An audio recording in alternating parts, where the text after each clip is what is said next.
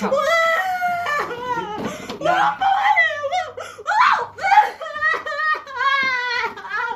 Fata bino bintu byawe ujye kwa nyoko. Nta mugore nshaka. Kagora mama takuzaje kuzirira kwa nyoko. Fata.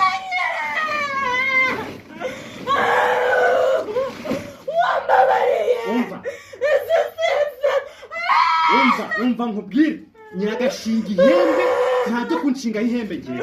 Oya nyenda ukanonana. Ejesere bino. Yakwasoka vuna umuheto. Ubusaya magendere ndezo.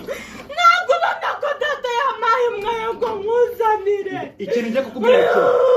Femeta boshi. Ntabwo nta mugore wishingira akingirwa n'iwabo. Uza kunyishingira. Aha ni hari mutu